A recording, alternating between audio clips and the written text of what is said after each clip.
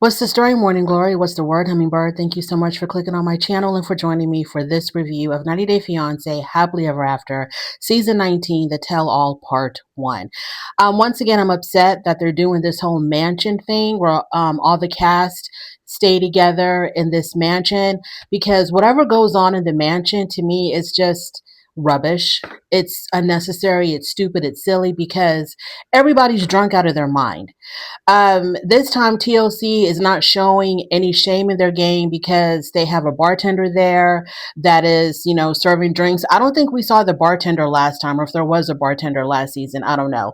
But they're not showing any shame in their game. They're like, yes, these people are liquored up, these people are drunk out of their minds, and we're going to be here filming it all. So a whole bunch of drunk people acting silly, I have no interest in. I can't sit there and like properly critique and analyze what they say and do because they're all drunk. And for TLC to think that this is entertainment by getting a whole bunch of people that hate each other, a lot of alcohol, and basically see what happens, it's just very low hanging fruit for TLC and Sharp Entertainment. It's very low hanging fruit to me. But whatever, I'll report on it, but I really don't care what goes on in the mansion. So it starts off with everybody arriving at the mansion. The first people to arrive are Darcy and Georgie. Darcy brings a ton of luggage, and the amount of luggage that she brought literally scared me because it made me wonder, like, how long is this tell all actually going to be? She brought like 10, 15 pieces of luggage, and I'm thinking, so are they going to be staying in this mansion for like, what, 2 months or something? Because I can do a three-parter. Anything more than three parts to me is just unnecessary and torture for the audience. So she brought a lot of luggage. So who knows how long this tell-all is going to last. Julia and Brandon then arrived together. Julia does not look like she's 6 months pregnant, but at the time of the tell-all, she was 6 months pregnant. Did not look like it at all. She had on a dress and you couldn't tell. There was no bump, no nothing there. So she talks about how she is not going to tell anybody that she's pregnant. They still haven't told either one of their families, either one of their family members, or whatever, the east side of the family. They haven't told them anything about the pregnancy. I guess it's all going to come out at the tell all. Anywho, and Julia talks about the reason why she hasn't told anybody is because of this Russian superstition that you don't share. I don't know if she said you don't share pregnancy news or any good news at all. I don't really remember what she said, but you don't share that you're pregnant with anybody because not everybody is going to be wishing you well. And so you keep certain things to yourself. I don't know anything about those Russian superstitions, but I'm just like, girl, do you plan on, were you like, what are you talking about? I thought at first it was just about not telling anybody until you get into the second trimester when you know that the pregnancy has a good chance of surviving. And then she talked about the Russian superstition then, but then she also talked about that at some point she was going to be telling Brandon's parents and her parents about it. And now she's 6 months pregnant and she still hasn't told anybody. Was the intent to not tell anyone until they actually gave birth? Jasmine arrives by herself. Guillermo arrives alone. Kara arrives alone. Jasmine says that she got pregnant because they used condoms in the shower. So I quickly Googled that. And Google says that's not true. Condoms are effective in the shower because they're supposed to be waterproof. Okay, they're supposed to be waterproof for very obvious reasons. They have to sustain moisture. Okay, so her talking about how using them in the condom is what led to her getting pregnant because the shower makes the condom deteriorate or whatever the hell she was talking about. Google said that's not true. So Jasmine, try again. Now, Gino arrives, like I said, he arrived alone, or I didn't say that, but Gino does arrive eventually by himself. Gino said hi to everybody except Jasmine. So they're all really congregating like around the pool area, and they're going like back and forth between the pool area and inside the mansion. Kara is hanging out with the guys. Okay, they show us a scene where all the guys or most of the guys are inside at the bar and Kara is with them. Now, Kara very early on shows us that she's very much Team Gino and she cannot stand Jasmine. Kara hates Jasmine. And I'm not understanding why. Do they have some kind of beef that I forgot about in previous seasons? Or is there some type of online thing going on with them? Like, she really hates Jasmine. And it seemed like Jasmine was just paying Kara dust. So she's hanging out with the guys, and they're talking about how Gino needs to like address Jasmine for some reason. Otherwise, Jasmine is going to like run this really hard campaign against Gino and make everybody like her and hate Gino. So Kara and it was Georgie and Jovi were telling Gino, yeah, you got to address this. You got to do something about this. And I'm like, leave this man alone. First of all, I don't even care anymore about Gino and Jasmine. They can get a divorce. They can stay married. He can get her deported. He can deport himself. I really don't care what the hell is going on between Gino and Jasmine. And the fact that whenever Gino and like at last season's tell all, whenever Gino and Jasmine are together under one roof with the other cast members, it becomes this whole thing about Team Gino, Team Jasmine, and and it's just stupid. Y'all are grown adults, and y'all are doing this playground game. Like, who wants to be on Jasmine's side? Who wants to be on Gino's side? And it's just stupid, And, anyways. So if it's going to be the Gino and Jasmine show every time that they're in the mansion and Gino and Jasmine are going at it, I have no interest in that. Zero interest. I really don't care. So, but Kara hanging out with the guys that way, it just showed how male-centered she is. Kara loves male attention. Seeing her hanging out with the guys in the mansion and also her online activities where she's doing content, social media content with Rob the Knob and Josh and whoever the hell else, all of these 90 Day Fiance leftovers, they get on social media and they think that they're really doing something. And Kara joins them in these music videos that they lip sync to. She just loves male attention. And the fact that, at some point we're going to touch on how Kara was staying out all night, clubbing, partying, whatever the hell she was doing when she's a wife and a mother. This woman loves male attention. She loves to pretend like she's not married at all and doesn't have a husband and a child. So Kara says that Jasmine is going to bond with all the women and turn all the women against Gino. Gino falls for it, so he goes outside. So, Jovi and Kara, they're like gassing up Gino. They're like, oh, you need to do something about this because, Jasmine's going to turn all the women against you. So they put that battery in his back, and so he goes outside and he confronts Jasmine. And he's like, are you talking about me? And the women are like Elizabeth, and then they're like, Gino, like, get out of here. No one's talking about you. Relax. So this starts an argument between Gino and Jasmine. So, like I said, it seems like for the next 2 to 3 weeks, whenever they're in the mansion, it's going to be the Gino and Jasmine show. Andre takes Jovi inside the house to talk to him one-on-one, just between the two of them. And he wants to know why Jovi blocked him on social media. Y'all, that was funny to me because here we have this big, tough, over 6 foot tall, Andre cornering this little guy asking you, why did you block me on social media? It's like, Andre, if you had a job that kept you occupied, you wouldn't even know that Jovi blocked you on social media. You wouldn't have the time or the energy to waste to know what the hell is going on Instagram or Facebook. You wouldn't even know because you'd be busy working and making money. But no, you have a lot of time on your hands to be like, oh, let me see Jovi's stories. And then you see that you're blocked. And it bothers you so much that you have to pull him to the side and ask him about this. And what did Jovi even say? Like, I can't believe he cared enough to bring this up. So Jovi was, I don't even know what Jovi said. Jovi was just like, hey, we're not friends anymore. I don't know what he said. We're not friends, so no need to follow each other on social media. I have no idea what he said. So Andre was getting very intimidating, and he's always defensive. He stays on the defense.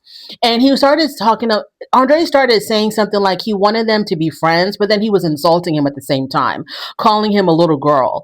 And Jovi was like, how are we even supposed to be friends when you're insulting me? And at one point, Jovi was done with the conversation, and Andrea was holding a water bottle in his hand. And so Jovi knocked the water bottle out of his hand. Now, mind you, at this point, Jovi's drunk. He's already drunk. So he knocks the water bottle out of Andre's hand. Andre picks up the water bottle and throws it at Jovi as Jovi is walking away. Jovi picks up the water bottle and he turns around and he throws the water bottle back at Andre. Okay. And this causes commotion, and so Guillermo and Georgie, they run inside to figure out what the hell is going on. Andre is following Jovi, intimidating. Oh, I forgot, before Guillermo and Georgie come in, I guess Jovi was trying to walk away after Andre threw that water bottle at him, and Andre was following Jovi and wanted to confront him, like he wanted to fight, like he was like face to face with him. And it was at this point that Guillermo and Georgie, they run interference. So they all are sitting now they're all sitting around the bar after the two boys have calmed down, and Guillermo tells them, just squash it, just try to get along, put it behind you, whatever. And Jovi is willing to end the beef. He doesn't really care. He's like, let's just get over it and move on. I'm 34 years old. I'm not trying to get into a fist fight with you. Everyone starts mingling inside the house now. And some people are talking to Gino, some people are talking to Jasmine. And I guess it bothered Jasmine that some of the people were talking to Gino, like Elizabeth and Darcy, because she said something shady about Darcy. And I guess Jasmine felt the need at that point. She wanted the attention back on her. Okay, she wanted the attention back on her. So when she sees people talking to Gino, people are just being friendly or whatever the hell. They're just having a conversation. It doesn't even really matter. But Jasmine, I guess, felt like this isn't right that anybody would want to associate with Gino. Why aren't they all gathered around her, showing her support? I don't know what was going through this woman's mind. Jasmine also was drunk by now because she had a drink in her hand. All of these people have been drinking for hours. So Jasmine gets up and she wants to make a speech. And so she's talking about how Gino was a horrible husband to her, and that when she first arrived at Gino's house, when she left Panama and she arrived at Gino's house, the first thing that she saw was poop in his toilet. And she's like, what kind of a man is this? And he treated me so bad because there was poop in his toilet. Gino starts calling her a fraud. And they're going back and forth now. Now, everybody, and by the way, before Jasmine made her speech, I think it was Elizabeth that was sitting with her and, whispering in her ear, talking in her ear, putting a battery in her back. People have already been talking to Gino. So now everyone's got these two people activated. Everyone's got Gino and Jasmine completely activated. So Gino and Jasmine, they start yelling and shouting at each other, cussing each other out. And it's crazy to me how the other cast members get Gino and Jasmine pumped up. And then when Gino and Jasmine do exactly as what everyone expected them to do, everybody acts so shocked. They're like, oh my God, I can't believe they're fighting. And then they start, pulling them apart from each other, trying to get in between them. And it's like, if y'all would leave Gino and Jasmine the hell alone, they wouldn't get to this point. It's just stupid to me how you are putting batteries in Gino and Jasmine backs. And then when they start doing what you want them to do, they start getting activated with one another. Everybody is shocked. They're like, oh my God, we can't believe they're fighting. It's just stupid. And then they try to stop the fight. Leave Gino and Jasmine alone. Don't start talking in their ear, telling them how horrible the other one is. Hey, Jasmine is turning everybody against you. Hey, Gino's turning everybody against you. Just leave them alone. Okay, the fact that, like I said before, the fact that TLC makes sure that there's a limitless supply of alcohol just to make everybody start fighting is very low-hanging fruit. It's not necessary to have this mansion, these mansion segments. Let's just do a regular plain tell-all where everything takes place on stage. Everybody airs out their grievances. We find out where everybody is doing now, and then let's end it and go to bed and be done with this whole entire season. Okay, so Jasmine, like I said, she was clearly drunk. So she goes to Gino's luggage and she pours her drink inside his backpack. Then she takes off her bikini bottoms, and then she starts wiping her bikini bottoms all over his luggage. Jasmine was drunk. And I can't sit up here and be like, oh my God, I can't believe she did that. What's wrong with her? She's nasty. Jasmine was drunk. It's inexcusable, but the woman was drunk. So she wasn't in her right mind. None of these people are in their right mind. This is stupid to have this segment or to film to have this whole mansion thing where you're just trying to pump everybody up with alcohol and then you want to film what happens when everybody gets drunk. Nobody's in their right mind. People are doing things completely out of character because they're all drunk. The actual tell-all itself that happens on stage with Sean Robinson actually starts an hour into this episode. Okay, an hour in is when we begin the actual tell-all. So Sean tells us that Tiger Lily and Adnan will not be joining them at the tell-all because they have been saying very racist, anti-Semitic things online. They've been going rampant online, and so TLC cut them loose. Sean goes around and she welcomes all the couples. When she gets to Brandon and Julia, Julia inexplicably starts to cry. She starts talking about their infertility issues or their infertility journey, and then she starts to cry. Then she gets up and leaves. And I'm like, Julia, why are you doing this now? Your turn is going to come. Okay, your segment is going to come. Why the hell are you bringing up this infertility issue now? Sean is just saying hello. Okay, that's all she's doing right now. She's just going around telling everybody hello and introducing everybody to the tell-all. Why are you bringing up, heavy issues right now? It's not your turn. And then she gets up and she leaves. And then she goes backstage and she's like, oh, it's just so difficult to talk about my infertility. Who asked you to talk about it? It's not your turn yet. She's just saying hello. Sean is just introducing you. Go back and sit down. I think every time somebody gets up and walks backstage, they should be docked some pay or something. Because I'm sick and tired of people getting up, walking back. If you're going to get up and go backstage, stay there and don't come back.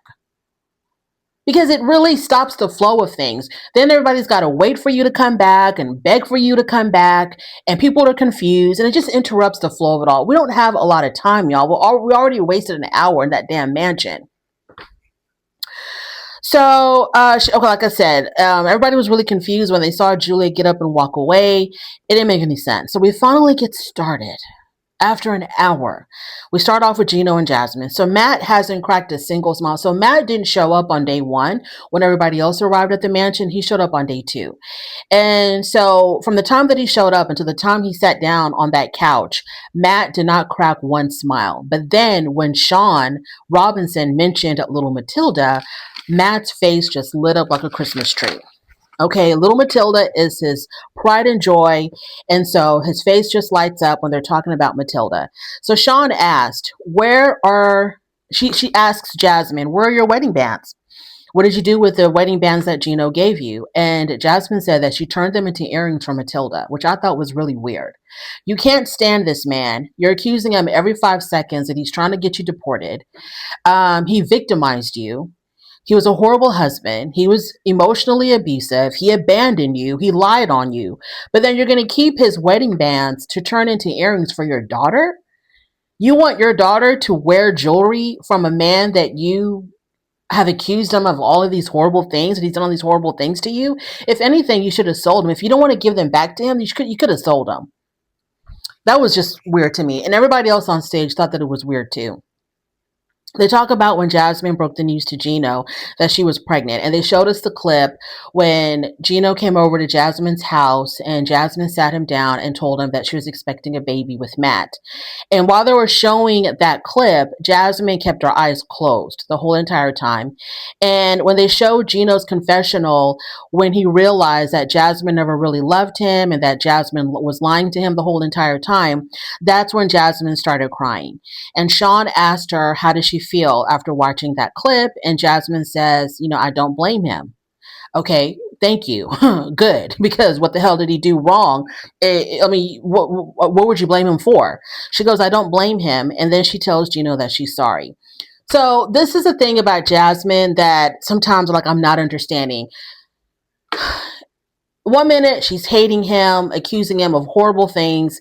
Then all of a sudden, she's crying and telling him, I'm sorry. I guess she felt some kind of way when in that segment, Gino had said in his confessional that he was supposed to be the one to have a child with Jasmine. And I guess that's what broke her. That kind of tore down some of that, like that ice around her heart. And she actually felt something for this man, because I guess that's the part that really had gotten her to start crying. And so she told him that she was sorry. And then Sean asked Gino if he accepted her apology. And Gino said no, that he's no longer falling for the crocodile tears. When Georgie asks Jasmine, why didn't she just leave if she no longer wanted to be with him, Jasmine got extremely defensive and she stood up and she was like, so it's my fault and he's the victim. She got very defensive and then she walked off stage. Stay gone. Please stay gone. Everybody that gets up and walks off stage, stay gone. Don't come back. No one was blaming her for anything. No one was saying that Gina was the victim. Nobody said anything at all after they showed those clips. It was just Georgie asking, if you were so miserable with him, then why didn't you? Well, she did leave. She ended up going off with Matt. She was living with Matt. So she did leave. So she accuses everybody of siding with Gino. And I was like, none of that happened. Like, Jasmine, what's wrong with you? Nobody said anything after they played those clips. Nobody sympathized with Gino. Nobody patted Gino on the back. Nobody said anything. And I hate the fact that her and Gino are so hyper focused on what side is everybody on. Are you on my side or are you on her side? It's stupid. Don't worry about what everybody else is thinking or saying or whose side they're on or who they support and don't support. Just worry about your marriage and figuring out what the next step is legally. Okay? And then, like, it's just stupid to me to see grown adults who are like, oh, I'm on this person's side, I'm on that person's side. It's just really, it doesn't make any sense to me. Jasmine says that Gino's only solution is for her to get deported. That's the only thing that will make Gino happy is once she's deported. And I'm like, it doesn't matter what Gino wants or what Gino says. Only the immigration courts or the United States government, they're the only ones that can make a decision on whether you get to stay or not stay. Gino has no say so. He can tell immigration whatever the hell he wants to tell immigration. He can present them with whatever evidence he thinks he has. The only people that have any right to decide whether you stay or not is the United States government, not Gino. Because if Gino talks about, I'm going to get you deported, I'm going to report you for immigration fraud, Jasmine needs to tell him, then do it. Stop talking about it and be about it. Go ahead and do it. Let's get this show rolling with the immigration stuff. Instead of her like constantly acting like he wants to get me deported. Tell him, do it. Tell me when my day in court is, when I need to show up at the immigration court. Like, just go ahead and do it. Shut up about it and do it. So they move on to Matt's proposal. So they showed the clip of Matt proposing to Jasmine with the string around her finger and how Jasmine did not give him an answer. She basically said that she didn't want to get married to anybody. And they asked Matt, Sean asked Matt, how does it feel about her giving you like a non-answer? And Matt said that she is still in that limbo state. No, she's not. She's not in a, stop treating this woman like she's some defenseless, I don't know, like damsel in distress. Jasmine is about that life, okay? She stands on business. She's an intelligent woman. Every time people want to coddle Jasmine and, oh, Jasmine, no, poor Jasmine, y'all are completely missing the fact that this is a smart, intelligent, y'all are not recognizing that she is smart and intelligent woman, okay? She knows exactly what she's doing. Whether you agree or you don't agree, whether she's right or wrong, this woman has a plan. She thinks things through. She is not an idiot. Everything that she does is intentional. Okay. And she knows that she can play people, play on their heartstrings, and everybody's going to be like, oh, poor Jasmine. Gino's so mean. Poor Jasmine. Jasmine knows exactly what she's doing. She's an intelligent woman. And when people do that, I feel like y'all see her as some damsel in distress. She's this woman who doesn't know any better. And she needs all these people to tell her what to do because she's got no clue on what the hell is going on. Anywho, so he tells us that, well, she's still in this limbo state. She doesn't want you, Matt. She doesn't want you. She's not in no limbo state. She just doesn't want you. So Jasmine blames her indecision on being postpartum because she just had the baby when he asked her to marry him, and so she was all confused or whatever because she was going through postpartum. Jasmine says that she doesn't want to ever remarry because she doesn't want to give a man that much power over her life, like the way Gino is constantly dangling or threatening her with deportation. So she says she doesn't want to ever remarry again, and if she marries Matt, she doesn't want to be blamed for using Matt just for a green card because she thinks that's what people are going to say. I don't think people are going to say that. Well, maybe they will. People are going to say whatever the hell they want. I wouldn't think that she's with Matt or she married Matt just for a green card. Um, I wouldn't think that. I would think that she's marrying Matt because she wants to be with Matt. I might not agree with their union. I don't think these two people should be married at all. But if they do decide to get married, I wouldn't think, oh, she's only doing this for a green card. I would just be like, hey, she likes the guy. She wanted to marry him. She understands that Matt's family is putting a lot of pressure on him, to get married and do things the right way. Plus, let's not forget that Matt had promised his family that him and Jasmine would get married. And now she's turning around and saying that she doesn't want to ever get married and that sometimes, she really treasures being alone and being single or whatever she is. So I don't know how Matt feels about that because from what we saw, he reassured his mother that him and Jasmine were going to get married once she got her divorce from Gino. Now Jasmine is saying she doesn't want to ever get married. So I don't know how Matt felt about that, like how he really, really felt about that. And I don't think they did a follow-up question to Matt. Like, so how do you feel about what she just said, that she never wants to remarry? She said that she's not ready for that type of commitment. Then they bring out cousin Dana and cousin Michelle. Gino says that it's just Dana and Michelle that are against him, that no longer support him, but his immediate family still does support him. Dana said that that's not true. Um, Michelle talks about that the reason why they don't like Gino is because Gino abandoned Jasmine, and Gino said, I didn't abandon her. She was cheating on me. And cousin Dana and cousin Michelle were like, but you had an open marriage. Like, did y'all not watch The Last Resort? Did they not watch The Last Resort at all? It wasn't like Jasmine came to him and said, hey, what do you think about an open marriage? And Gino was like, hell yeah, let's do it.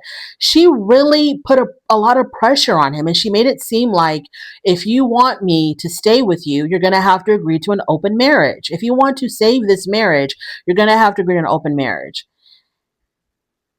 So, like, I'm confused on why people use that as in you allowed it, you gave her permission, you let her do it. But I felt like he was pressured into doing that. But you see, the thing is like when a man pressures a woman into doing something that they don't want to do, they don't blame the woman. They will blame the man. Okay. Whatever it is you can think of that a man can pressure a woman to do, it will never be the woman's fault. People will say, oh, she was pressured, she was pressured, she was pressured.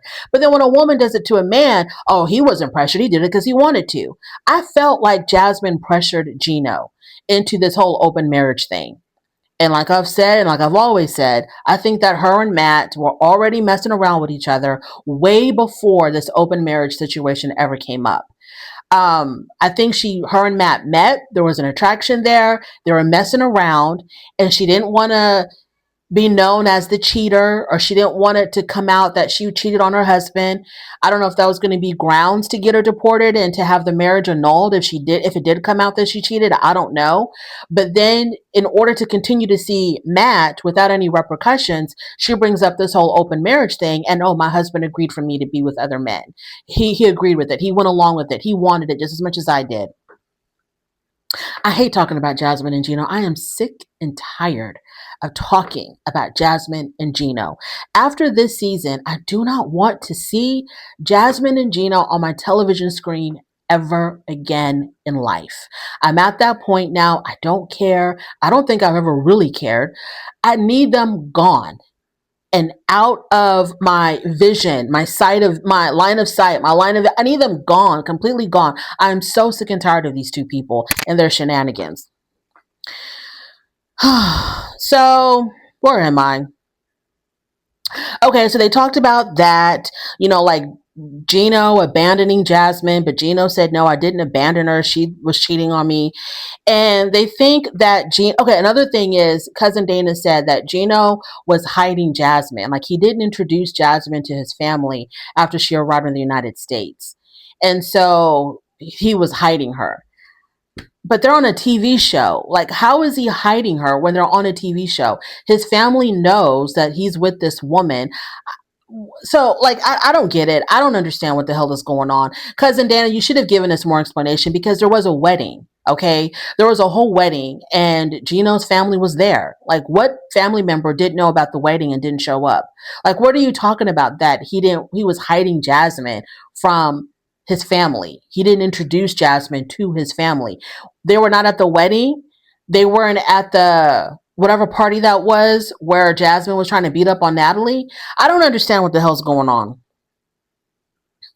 So Dana said that a week after Jasmine arrived, Gino told him that he no longer liked Jasmine and that he regretted bringing her to the United States. This is a week after she arrived in America, and Gino denied that. He said that's not true. They talk about the Matt and Jasmine timeline. So Gino wants to really prove that Matt and Jasmine have been messing around with each other way before they were ever on The Last Resort, because The Last Resort is where she brought up the open marriage.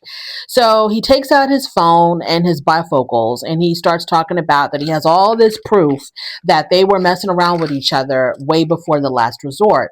And he said there was some phone number that was coming up on their phone bill or wherever this phone number was coming up, and it was linked to Matt. And this phone number shows that Jasmine's phone and this phone were communicating with one another way before The Last Resort.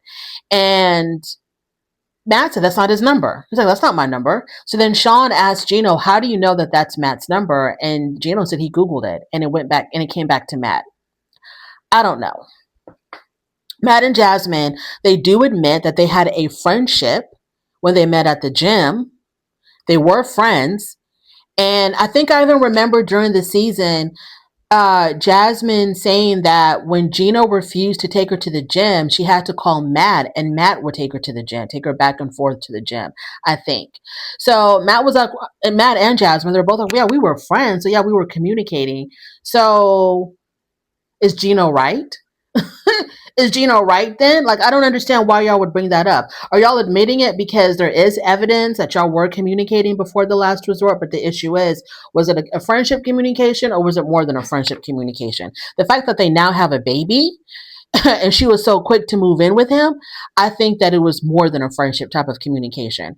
Jasmine admitted that her and Matt were friends. The nephew is he agrees with Gino. Gino's nephew agrees with Gino that they started their relationship way before The Last Resort. He even called her a succubus.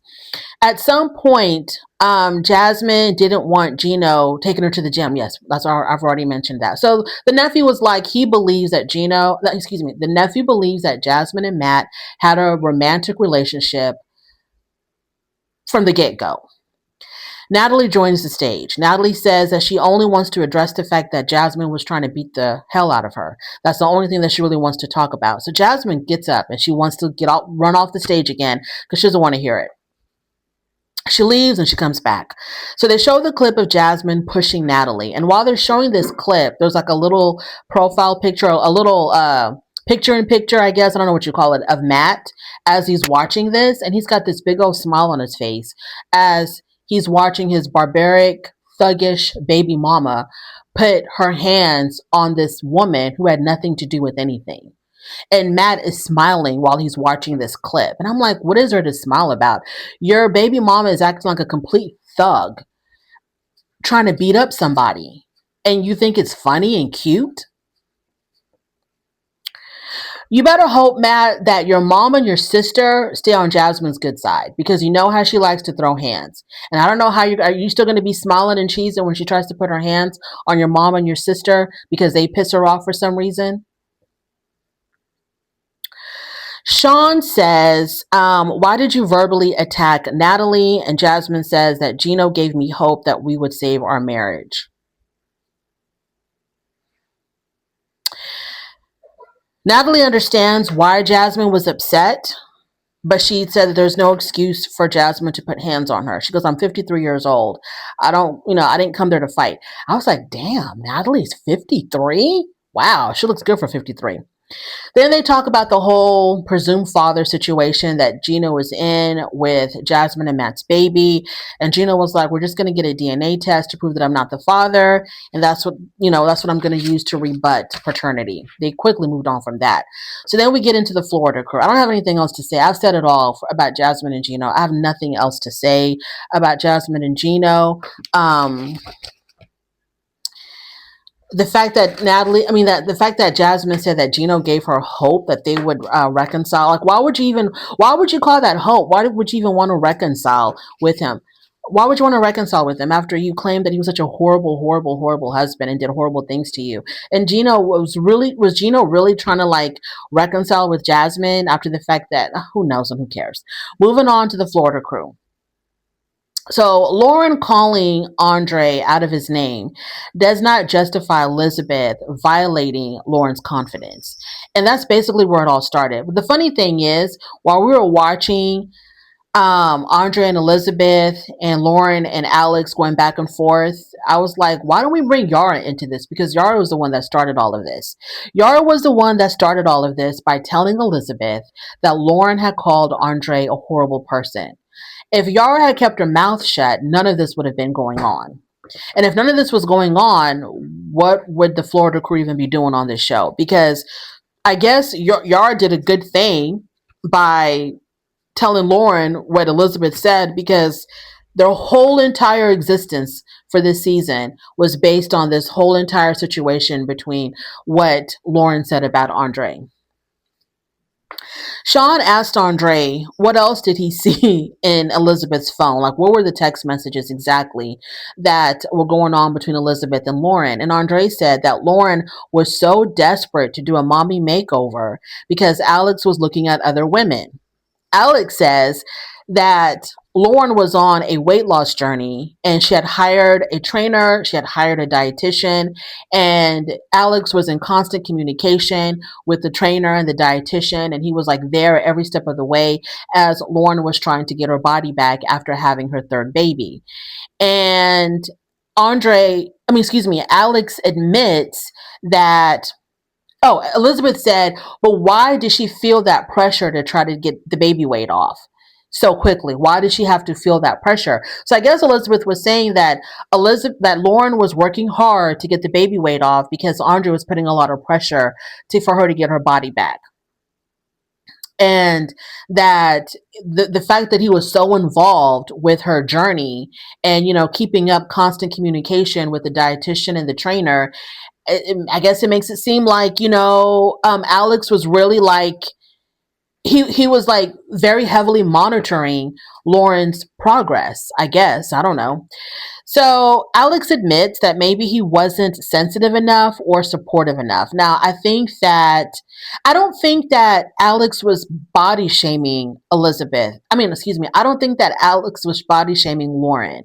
I don't think he was like, you fat pig, what's taking you so long to lose this baby weight? I don't think it was like that. I think that Lauren complained a lot because she's a whiner and she's a complainer. And she probably complained, I'm not losing the weight fast enough. And then Alex was probably like, well, maybe because you ate a whole bag of Twinkies last night. Maybe if you put the food down and lift the weights up, you'll see the weight coming off. I think it went along those lines. Like, she would complain about the progress not being fast enough or whatever, and he would be like, you're the one in control of that. You know what you're doing wrong, and you continue to make the wrong choices, and that's why you're not seeing the weight come off. So you're the one that's doing all of that to yourself. So stop making the wrong decisions and you'll see results. I think he was more in line like that because he probably got sick and tired of her whining about it. So he does say that it was his fault for not being supportive enough or not being sensitive enough.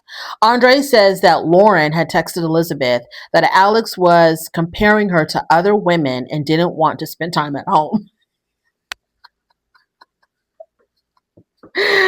And Alex and Lauren, I think they denied that. He said, that was so funny to me. Andre said that Lauren texted Elizabeth that Alex was comparing her to other women and didn't want to spend time at home. Andre further said that Lauren said Alex was comparing her to other women and that Lauren needed to be a certain standard physically. Lauren and Alex completely denied that. They said that's not true. And this is when Lauren lost it. She started yelling and screaming at Andre, telling him to shut up. And this is how rumors get started. Then she called him a son of a whore. Andre then challenged Alex to a fight. All of this drama happening because Yara made the fatal mistake of telling Elizabeth, Lauren called your husband horrible. He said your husband was a horrible person. And that's where the episode ended. I don't care about the Florida crew either. I don't care about all the he said, she said stuff. I don't care about Lauren and Elizabeth not being friends anymore. I don't care about who said about the other's husband, body shaming, weight loss journeys. Your husband is horrible. No, your husband's a dick. I don't care about none of that stuff. I want to hurry up and move on to, I don't even know what I want to move on to. Like, none of this stuff is interesting to me. This season was bad. The season was a drag. I know that we're going to have to talk about, I guess I am interested in watching Brandon and Julia and finally telling Brandon's parents that she's pregnant. That's what I'm interested in seeing. I don't care about Georgie and Darcy. It's all fake. It's all a setup for them to be on The Last Resort or some other franchise of 90 Day Fiancé. I don't care about that at all. Georgie does not want children. Okay, he doesn't want children. That's a made-up storyline for them to stay in front of the cameras, for them to stay on the show. He's not interested in having, because if Georgie really wanted children, he never would have married Darcy. Okay, he never. And then for him to be like, I had this epiphany after spending time in Bulgaria with my family that I really want to have children. I'm thinking about having children. That's hogwash. It's complete and utter hogwash. He does not want children. He's still with Darcy right now. They're playing with each other. They're playing all kinds of stupid games on TikTok. He is not interested in leaving Darcy. First of all, I don't think that Georgie is attracted to Darcy. I don't think he's attracted to Darcy. I think Darcy is definitely his sugar mama. He's with her for the money and the clout and the attention. He's not physically attracted to her at all. And this charade that they're playing of husband and wife is going to continue as long as TLC is offering them paychecks. Okay, they'll stay together for however long TLC is going to be paying them. And I saw that next week coming up, they show Betty with a glass in her hand, a glass of something in her hand. Betty don't give a damn what people are saying about her on the internet, about her drinking too much or having a problem with drinking. She don't give a damn. She's going to be on that tell-all with her drink in her hand, completely coming after Julia. She really doesn't care. Anyway, thank you so much for joining me. I really do appreciate it. On your way out, please don't forget to rate the video. If you like this content, subscribe to my channel, and I'll definitely talk to you later. Bye.